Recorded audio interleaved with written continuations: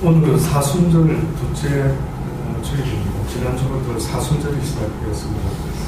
예수 그리스도 하나님의 아들이 이 땅에 오셔서 인간을 위하여, 우리의 죄를 위하여 십자가에 달리시기 위하여 고난이 시작된 날이다 라고 성경이 이야기를 하고 있습니다. 그래서 사순절을 지키고 있는데요, 우리가 지난 시간에도 보았던 것처럼 예수님께서 이 땅에서 마지막으로 제자들과 함께 만찬을 드셨는데, 그게 바로 최후의 만찬이라고 하는, 가끔씩 우리가 보았죠. 큰 이 예수님과 제자들이 식탁에 앉아서 이렇게 식사를 나누고 있는 장면, 이게 바로 성경에서 예수님이 제자들과 함께 보내신 마지막 최후의 만찬이다라는 그런 장면입니다. 그런데 예수님께서 이 땅의 제자들에게 내가 무엇 때문에 이 땅에 왔다라는 것을 누누이 이야기를 하셨고, 그리고 내가 하나님의 뜻을 이루기 위하여 십자가에 달려 죽어야만 된다라는 것을 계속해서 비유로 설명을 해드렸습니다. 그러다가 결국 6월절 최후의 만찬 때에 아주 구체적으로 노골적으로 이제 때가 되었구나, 이제 내가 6월절날 너희들이 하나님께 제사를 드리는 그 어린 양이든 어떠한 짐승을 잡아서 죽여서 피를 뿌리는 것 같이 이제는 내가 친히 희생양이 되어서 너희의 죄를 이제는 사하여 줄 것이다 라고 하는 그러한 이야기를 이제는 구체적으로 말씀을 하셨던 때가 바로 최후의 만찬 때였습니다. 그런데 여러분 아십니까? 그렇게 주님은 지금 심각해서 이 최후의 만찬이 끝나자마자 지난 시간에 보았던 것처럼 무슨 일을 하셨습니까? 제자들을 다 데리고 감난산으로 가셨죠. 가서 제자들에게 기도를 하라. 특별히 베드로와 요한과 야고보에게 너희는 좀 더 나와 가까이 있는 곳에서 함께 기도해 주기를 원한다라고 부탁까지 하시면서 내 마음이 심히 고민되어 죽게 되었다라고 그렇게 말했죠. 그런데 여러분 혹시 아십니까? 그 최후의 만찬 시간에 제자들끼리 나눈 대화가 혹시 뭔 줄 아십니까?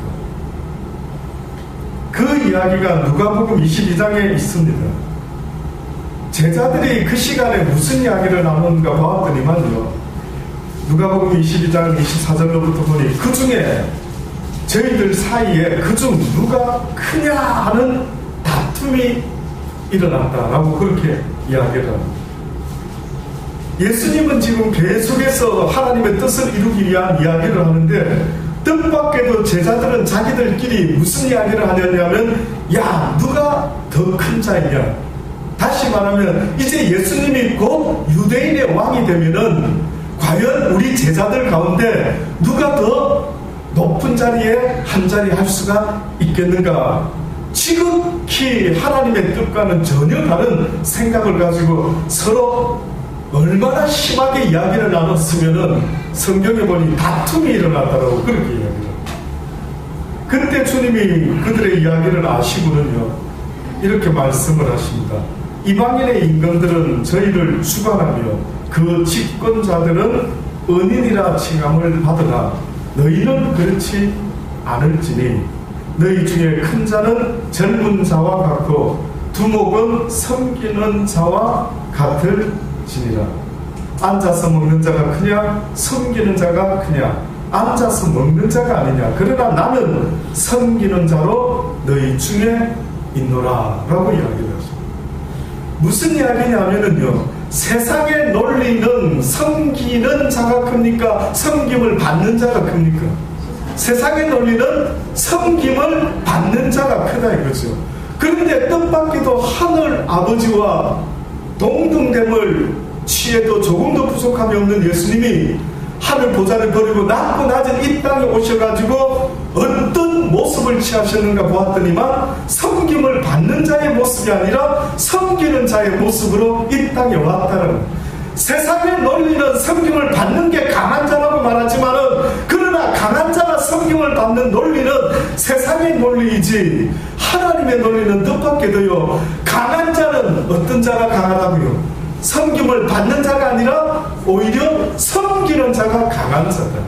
여러분, 얼핏 보면 화 잘 내고 폭력적인 사람이 굉장히 강한 사람 같아 보이죠. 그러나 실상은요, 그 마음속에 두려움과 떨림이 있기 때문에 심리학자들조차도 뭐라고 말하는 줄 아십니까? 인간이 분노하고 인간이 상대방을 죽이려고 하는 그 심리는 자기 자신 속에 두려움이 있기 때문에 그렇다.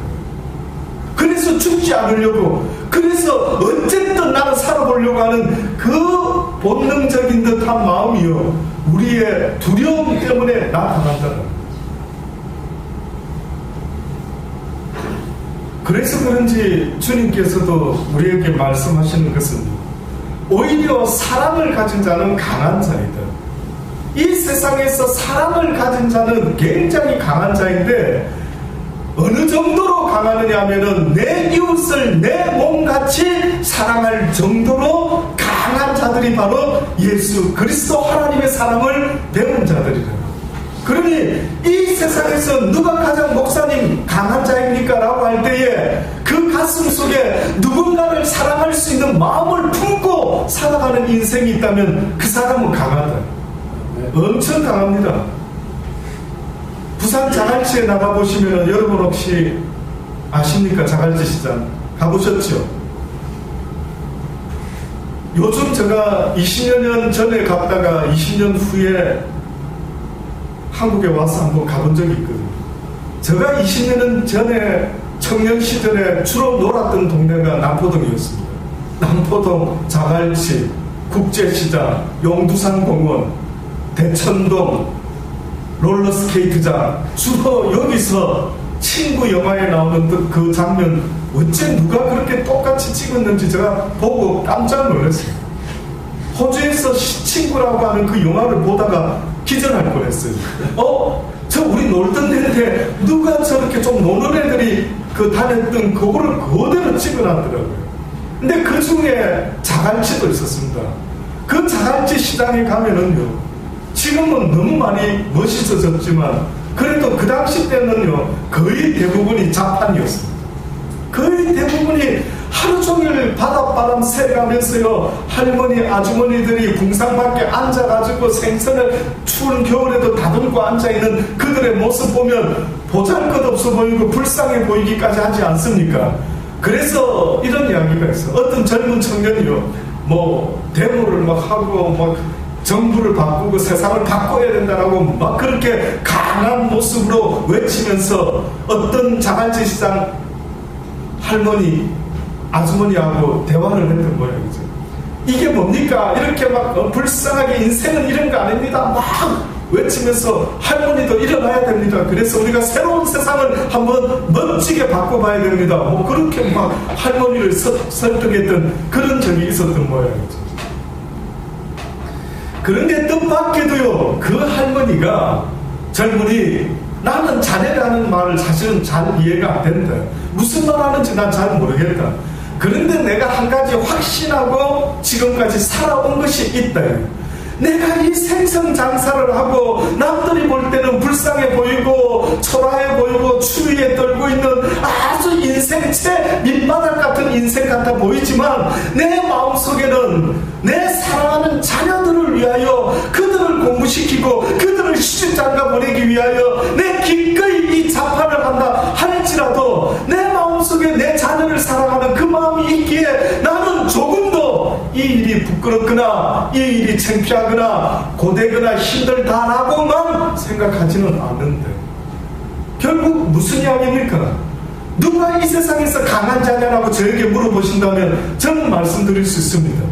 그 가슴 속에 사랑을 품고 살아가는 사람이 있다면은, 누군가를 사랑할 수 있다면은 그 사랑의 원천이 하나님으로부터 온 그 사랑을 깨닫고 이제는 사랑의 빚진 자가 되어 기꺼이 내 이웃을 내 몸과 같이 사랑하겠다라고 깨닫고 살아가는 그 인생이 있다면요, 저는 세상에서 그를 이길 수 있는 사람이 누가 있을까?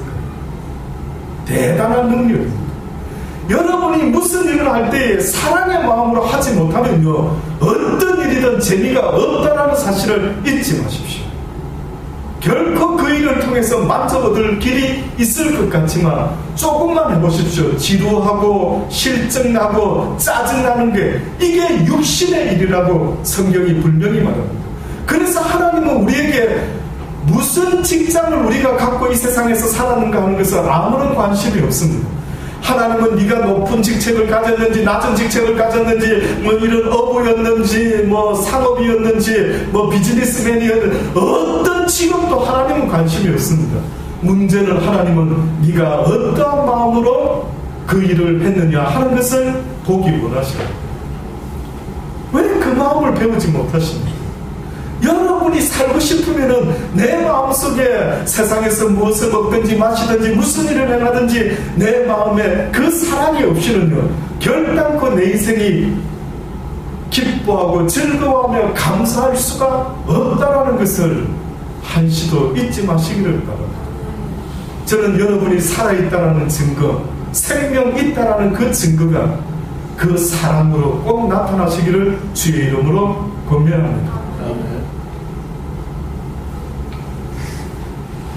예수님이 이 땅에 오신 것은 바로 그 하나님의 사랑을 나타내기 위하여 우리의 죄를 대신해서 죽어주시려고 이 땅에 왔던 거죠.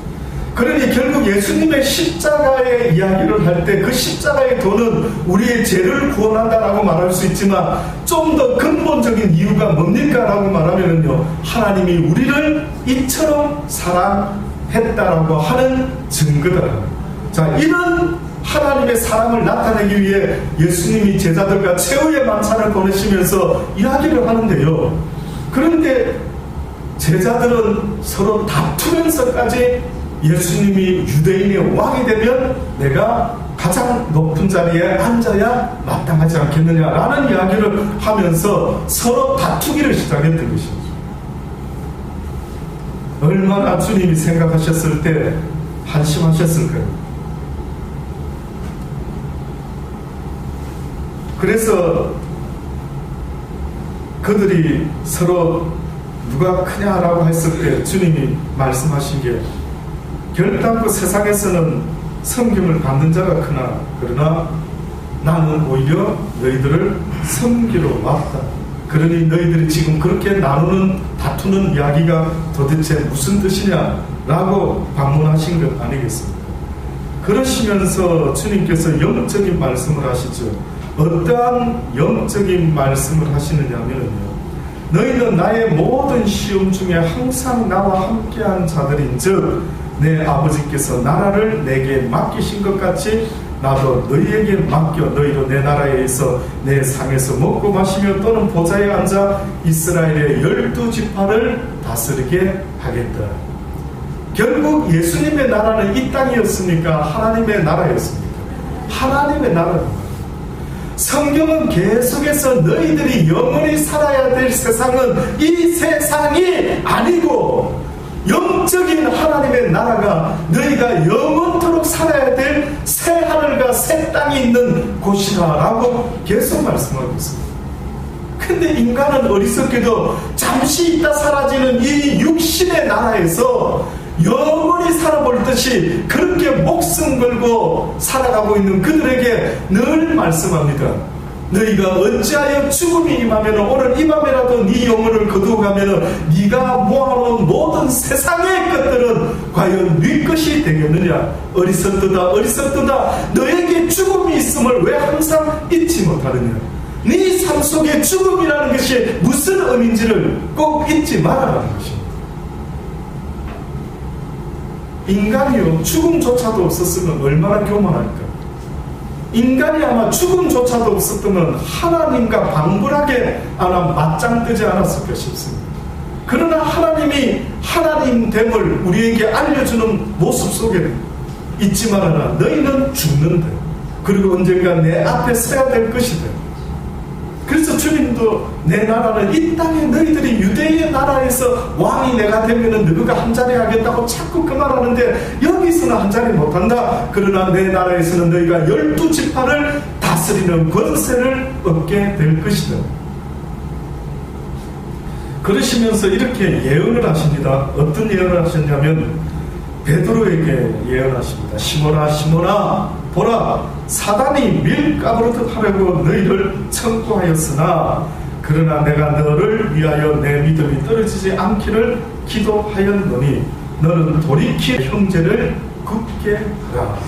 이때까지만 해도 이 예언의 말씀이 베드로에게 무슨 의미였는지 아마 몰랐던 거예요. 그랬더니만 그가 이렇게 말하죠. 저가 말하되 주여 내가 주와 함께 오게도 죽는데도 가기를 준비하였나이다. 그렇게까지 담대하게 아주 굳센 모습으로 주님께 말씀드렸더니만 주님이 뭐라 하십니까? 베드로야 내가 내게 말하노니 오늘 다 울기 전에 내가 3번 나를 모른다 부인하게 될 것이다.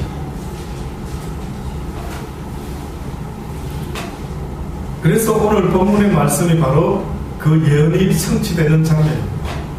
오늘 읽었던 마태복음 26장 69절의 말씀으로부터 보면 결국 예수님이 기도하신 이후에 가룟 유다의 배반으로 이제 대제사장의 종들에게 잡혀가지 않습니까? 잡혀가시는 예수님을 위해서 처음에는 애를 썼지만은 결국은 그가 칼을 들고 잡으러 왔던 자의 한 사람의 길을 자르기까지 아주 그의 마음을 표현했지만 주님이 말씀하시지 않습니까? 칼로 검을 쓰는 자는 검으로 망하게 될 것이다. 검을 내려놓아라 라고 말씀하시고 그 기 잘린 종의 길을 붙여주시고 그리고 잡혀가십니다. 그때 베드로가 예수님을 멀찍이 뒤쫓게 되죠. 아마 최소한 그래도 제자로서 예수님의 결과가 정말 어찌 되는가 라는 것을 아마 보려고 했던 거예요. 베드로가 바깥들까지 왔습니다. 그리고 앉았습니다. 근데 한 비자가 한 계집종이 나와가지고 말을 합니다. 너 갈릴리 사람 예수와 함께 있었던 자가 아니냐라고 이야기했더니 베드로가 뭐라고 말합니까? 부인하여 가로되 나는 내 말하는 것이 무슨 말인지 알지 못하겠다. 또 앞문까지 나가는 다른 비자가 저를 보고 거기 서 있는 사람들에게 말하되 이 사람 나사렛 예수와 함께 있었던 사람 아니냐라고 또 이야기를 합니다. 그때 베드로가 맹세하고 또 부인하고 가로되 내가 그 사람을 알지 못한다.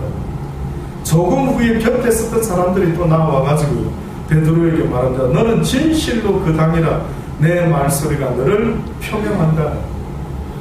아마 이 마지막에 증거했던 사람은 예수님을 잡으러 왔던 사람들 중에 한 사람이었다라고 하는 이야기가 있습니다. 근데 여기 보니까 내 말소리가 너를 표명한다. 다시 말하면 아마 갈릴리 출신의 사람들의 방언이 말투가 부산 사람 말투처럼 뭔가 다른 투가 있었던 겁니다. 근데 그 말투를 딱 들어보더니만 틀림없이 너다. 네가 바로 그 사람이다. 같은 당이다. 그렇게 이야기를 합니다. 그때 베드로가요 그냥 적당히 부인을 하지 마지막에 어떻게까지 합니까?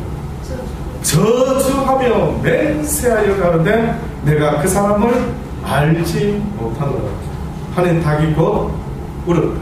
이에 베드로가 예수님의 말씀이 그때 생각이 나가 어떻게 합니까? 닭 울기 전에 내가 3번 나를 부인하리라 하심이 생각나가 바깥에 나가서 심히 어떻게 했다고요? 통곡하였더라. 여러분 지금 이 장면을 제가 쭉 설명을 드렸는데요. 왜 예수님이 다른 예언할 것도 충분히 많으실 텐데 어떻게 보면 베드로의 마음은 전혀 그러고 싶지 않는데 예수님이 예언을 했다라고 하는 것은 좋은 예언을 한 게 아니었습니다. 쉽게 말하면은 예수님이요 어떤 심정이었는지 모르지만은 베드로가 아주 뼈저린 실패를 겪게끔 만들어 내실 것 같다라는 생각이 드는 것입니다. 분명히 베드로는 진짜 그러고 싶지 않았는데 물론 어리석어서 육신의 것은 더 많이 생각을 했는지 모르지만 결단코 그는 그래도 예수님에게만은 인정받는 제자가 되고 싶었는데 뜻밖에도 예수님은 그 베드로의 일생에 있어서 너무나 부끄럽고 부끄러운 일을 만들어내셨는데 그게 바로 그 베드로의 그 마음은 돌아보지 않으시고 네가 오히려 나를 부인하게 된다. 부인 정도가 아니라 보니까 어떻게까지 했다고요? 저주까지 했다. 저주까지. 결국은 그는 인생에 있어서 자기의 뜻대로 되지 않는 것을 깨닫게 되었어요. 잘 한번 느껴보십시오. 이 베드로가 지금 깨닫고 있는 어떤 깨달음은 뭐냐면요, 와, 세상이 내 마음대로 되지 않는구나, 왜 내 생각대로 되지 않지? 하고 하는 그 엄청난 실패를 겪기 시작하고 있습니다. 왜 이런 실패를 꼭 겪어야 될까? 뜻밖의 성경을 한번 쫙, 성경의 인물들을 조사해 보면은요, 거의 99.9%가, 혹시 제가 빠뜨린 사람이 있는지 모르겠지만 99.9%가 성경에 나오는 인물들이요, 전부 다 세상에서는요 다 실패자들이었습니다. 가장 천한 자들, 다시 말하면 세상적으로 성공하지 못하고 비즈니스도 제대로 못하고 그저 천민 출신, 창기 출신, 세리 출신, 그 시대에 하나님께 복받지 못하고 저주받은 인생이라고 말할 수밖에 없을 것 같은 그런 자들. 예수님의 족보 가운데 여러분, 마리아를 제외한, 예수님의 육신의 모친인 마리아를 제외한 예수님의 족보 가운데 조상 중에 4 여인이 나타납니다. 4명의 여인이 예수님의 계보에 나타나는데, 혹시 여러분 그 마리아를 제외한 4명의 여인의 삶의 모습, 직업이 뭔지 아십니까? 첫째 누가 있습니까? 다말이라고 하는 여인이 있습니다. 그리고 또 두 번째로 라합이라고 하는 기생, 라합이라고 하는 여인, 그 다음 룻이라는 여인, 또 한 여인, 마지막 여인 누굽니까? 예수님 족보에 들어가 있는 여자 중에 밧세바라고 하는 여자가 있습니다. 그런데 한번 들어보십시오. 다말이라는 여자는 어떤 여자인 줄 아십니까?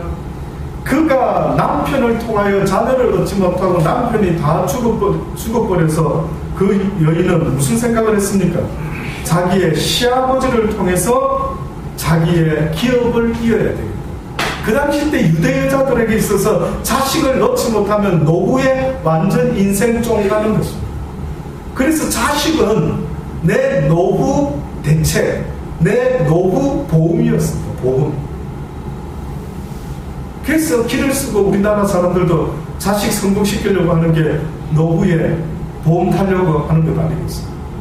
저도 시드니에서 목회할 때에 아이들 때문에 힘들 때 어느 남자 성도님이, 젊은 성도님이 저 앞에서 식사를 하면서 그러더라고요. 목사님, 그래도 참으시고 잘 키우십시오. 보험 적금 들었다가 나중에 탄다 생각하시고 그냥 막 열받으시더라도 막 그냥 참고 하셔야 되겠습니까? 그래서 너무 열받으니까 해약하고 싶다, 그냥 깨버리고 그냥 이어서 수도 멈추고 싶다, 이런 이야기까지 할 정도로요. 그 사람도 대부분의 자식 이야기할 때 그래도 잘 키운 자식 나중 되면은 목사님이 기업이 되지 않겠느냐, 내 유산이 되지 않겠느냐. 예, 맞습니다. 어떤 면에서는 오늘날과 같은 때는 막 은행이 있고 내가 막 젊었을 때 바짝 벌어가지고 돈으로 잔뜩 쌓아놓으면 막 자식 놈이고 뭐고 야 나가라 뭐 이렇게 해도 상관없을 수 있었는지 모르지만, 그 당시 때 시대에는요, 자식 농사 잘못 지으면은 또 자식이 없다라는 거는 이거는 늙어서 노후 대책이 완전히 끝장이 나는 것입니다. 그 여인, 그래서 상상도 할 수 없는 시아버지와의 동침을 생각해서 그가 창녀로 변신해가지고 그의 아버지 유다를 유혹하지 않습니다. 근친상간의 죄를 보냈죠. 그리고 라합이라는 여인 나타납니다. 한마디로 그 여인은 기생입니다. 이거는 전문적인 아주 직업적인 기생을 말합니다. 그런 여인이 있었고, 룻 아시죠? 먹고 살려고 예루살렘을 떠나가지고 떠나왔다가 어떻게 됩니까? 남편과 아들이 다 죽어버리죠. 2 아들이. 한마디로 그 시대 사람들이 이 룻을 아는 사람들은 어휴, 저거 하나님 앞에 저주받았구나, 불쌍한 여자, 이렇게 손가락질 받을 만한 여인이 바로 룻이었어요. 밧세바가 어떤 여인이었습니까? 어떤 이유인지 모르지만 그래도 자기가 절개를 지켰어야 되는데 다 다윗 왕의 그 어떠한 유혹이 있었는지 모르지만 그 다윗 왕과 간통한 여자 유부녀 아니었습니까? 그 유부녀가 뜻밖에도 남편 우리아를 죽음에까지 몰고 가게 되는데, 남편 우리아가 죽고 나서도 그 여인은요 다윗을 통해서 자식을 5이나 들었습니다. 참 좋게 봐주고 싶어도 어째 저럴 수 있을까? 눈이 멀었나? 왕이라서 자기 남편이 이제 비교가 되었는지 어떻게 저럴 수 있을까 싶을 정도로, 이런 사람들의 모습이 바로 성경에서 하나님 앞에 주목을 받은 자들. 너무 놀랍죠. 하나님이 주목하는 사람들이 있는데 보니까 자기 스스로 생각할 때에 나는 죄인으로서이다, 나는 정말로 부족한 사람입니다 라고 고백할 수밖에 없는 그 고백을요 하나님은 어떤 이유로든 받으신다. 그래서 베드로라는 사람이 예수님의 설교 말씀을 들었을 때 그가 자기의 일생에 깊은 깨달음을 얻게 되었는데, 그 깊은 깨달음이 뭐였는지 아십니까? 나는 죄인으로서. 이게 베드로가 어부였던 그 사람이 깨달았던 아주 깊은 깨달음이었습니다. 그렇게 고백했을 때 예수님은 베드로에게 뭐라 이야기합니까? 베드로야, 베드로야, 이제 내가 너를 통하여 사람을 낳는 어부가 되게 할 것이다. 근데 제자들은요, 베드로를 비롯한 이 제자들은 지금도 자기가 죄인이라는 것을 깨닫고 있는 것이 아니라 어떻게 하면 이 세상에서 성공할 것인가 라는 것을 갈망하면서 살아가고 있습니다. 지금도 많은 사람들이 예수를 믿는다 할 때에 내가 죄인임을 깨닫도록 하나님은 계속해서 말씀하고 있는데, 지금도 예수 믿는 이유가 세상에 복 받으려고 예수를 믿는다라는 겁니다. 제자들과 마찬가지로 내가 세상에서 출세하기 위해서 지금도 예수를 믿는다라고 그렇게 말하는, 생각하는 사람이 있는데, 뜻밖에도 기독교에서는 뭘 말하느냐 하면 네가 죄인이다라는 것을 고백하지 않으면은, 깨닫지 못하면은 너와 내가 상관이 없다라는. 어느 날 큰 독수리가 먼 산에서 날아 내려오면서 어느 큰 목장에 양이 있었는데 그 중에 가장 작은 어린 양을 낚아채어서 하늘로 유유히 날아올라갑니다. 그래서 아마 자기 보금자리에 가서 그 양을 먹었겠죠. 근데 어느 날 까마귀가 그 장면을 본 겁니다. 까마귀 아십니까? 까마귀가 독수리가 양 새끼를 다 멋지게 낚아채서 유유히 하늘로 올라가서 그 양을 맛있게 먹는 그 모습을 보고 까마귀가 그렇게 생각했답니다. 야, 나도 한번 저렇게 가장 작은 양을 잡아가지고 한번 유유히 하늘로 올라가서 내 처소에 와서 잡아 먹어야지. 아마 이런 기대를 하면서 나도 한번 해봐야 되겠다 생각했던 거예요. 그래서 까마귀가요 독수리 흉내를 내고 드디어 가장 어린 양에게 딱 붙어가 이제 발톱을 나름대로 아주 세워가지고요 꽉 붙잡고 날아올리려고 하려고 그렇게 합니다. 근데 보니까 어떻습니까? 독수리와 까마귀는 차이가 있죠.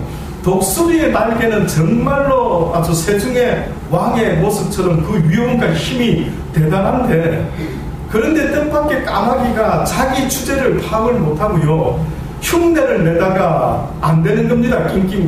낑낑대고. 그래서 이거 안 되겠다, 야 이거 안 되는구나 하고 이제 놓고 가려고 하는데, 양털이 어떻습니까?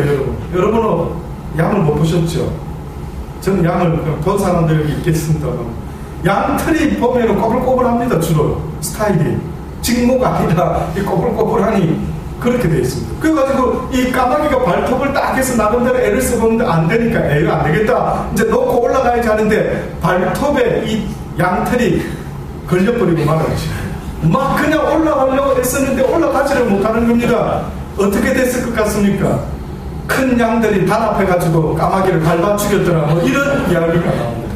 그런데 이 어처구니 없는 이솝의 우화와 같은 이 이야기 속에서 무엇을 이야기하고 있는지 아십니까? 자기의 힘을 알지 못하는 까마귀의 비극은 결국 자기를 정확히 보지 못하는 눈을 가졌다.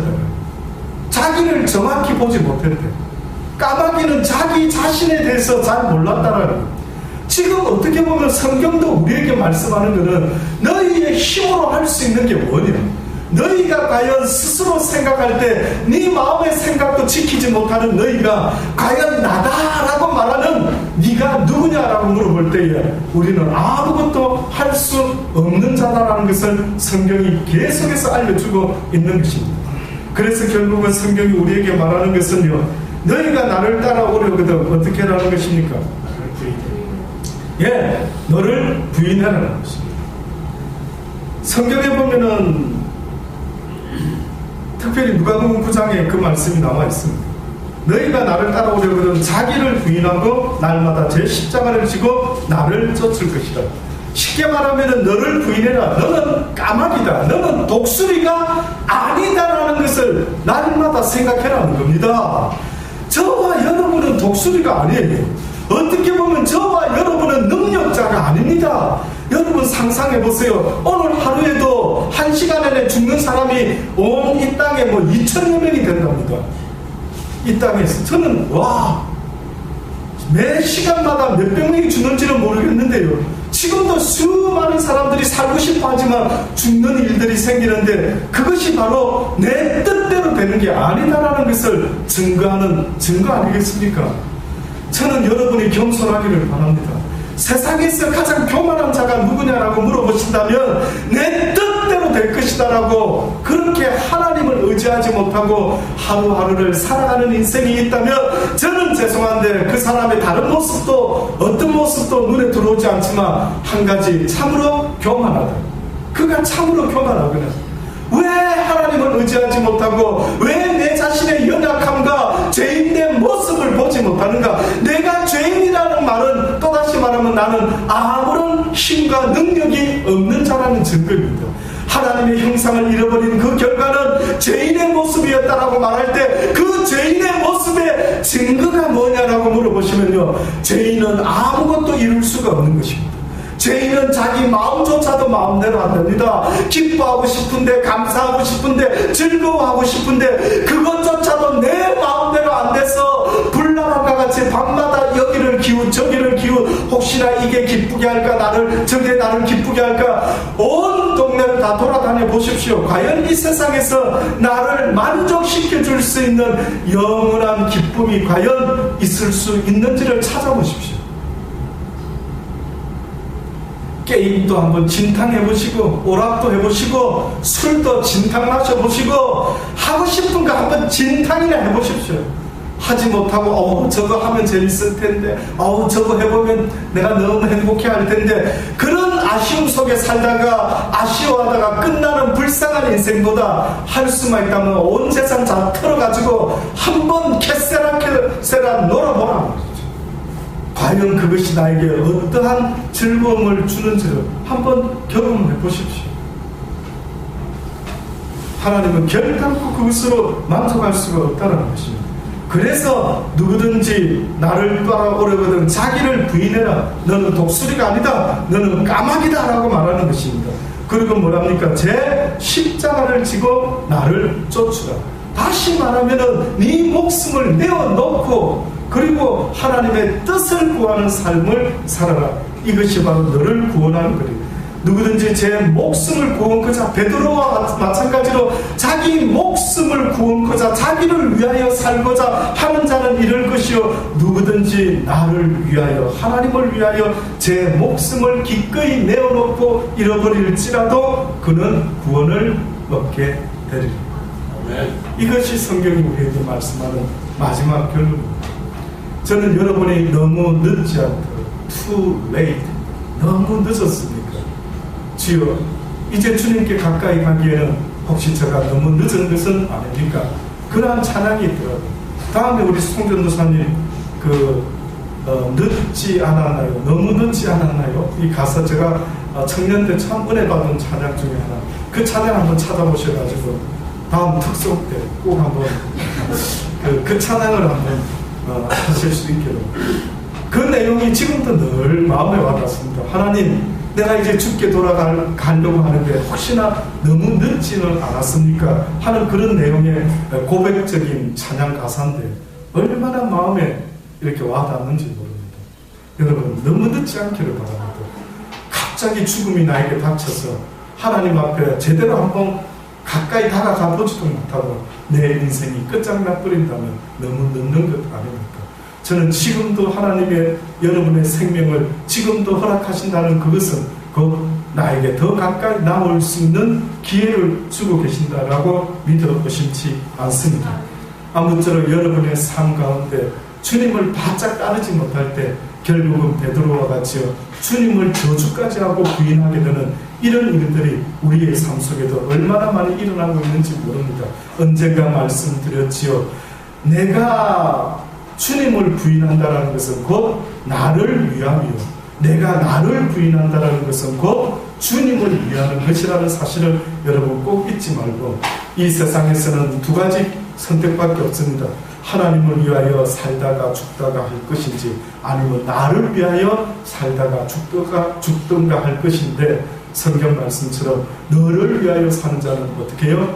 죽을 것이고 나를 위하여 사는 자는 영원히 살 것이라 말씀했으니, 사랑하는 여러분, 어떤 직업을 여러분이 갖고 있는지 저는 다는 잘 모릅니다만 여러분이 가지고 있는 그 직업이 더 중요한 것이 아니라 어떤 마음으로 그 일을 하는지가 더 중요하다는 사실을 잊지 말고, 항상 하나님의 뜻을 쫓아서 선한 일을 위하여 여러분을 통해서 주님이 행하셨던 그 아름다운 사랑의 삶이 여러분을 통해서도 또한 이웃에게 증거되고 나타날 수 있는 멋진 인생을 사시는, 그래서 왜 돈 벌어야 되는 이유가, 왜 내가 살아야 되는 이유가 분명히 있는 저와 여러분 되기를 간절히 주의 이름으로 축원합니다. 기도합니다. 하나님, 그렇습니다. 너무나 부족합니다. 이 짧은 시간 안에 주의 뜻을 다 깨닫기는 힘이 어렵지만은 날마다 주님의 말씀에 귀를 기울이며 아버지여 깨달아갈 수 있는 우리 인생이 되게 도와주옵소서. 그저 어리석은 죄의 결과로 이 땅에서 무엇을 먹을까 마실까 입을까를 위하여 내 일생을 다 보내는 그러한 자들이 되지 말게 하시고, 이제는 내가 무엇 때문에 이 땅에서 살아야 되는지, 왜 내가 지금 이 일을 해야만 하는지, 내가 왜 이 일을 죽게 하듯 하는 마음으로 해야 되는지 아버지여 깨달으면서 주님을 바라보며 아버지 그 일을 감당할 수 있는 우리 모두가 되게 하여 주옵소서. 오늘도 우리를 불러주신 하나님 감사합니다. 또 일주일 동안 세상에 나가 살아갈 때에 아버지의 세상에 속하는 자 되지 말게 하시고, 오히려 세상 가운데 빛과 소금의 모습으로, 하나님의 아들로 하나님의 딸의 모습으로 내 주변의 모든 사람들이 나를 통하여 인생이 무엇인지 삶이 무엇인지 아버지여 본받을 수 있는 아름다운 삶을 우리가 또 살아갈 수 있도록 은혜 베풀어 주옵소서. 주님과 함께 동행하게 하시고, 이제는 주님을 부인하는 자가 아니라 나를 부인하고 날마다 내 십자가를 지고 주를 쫓아갈 수 있는 우리의 삶이 되게 도와 주옵소서. 예수님의 이름으로 감사하며 기도드리옵나이다. 아멘.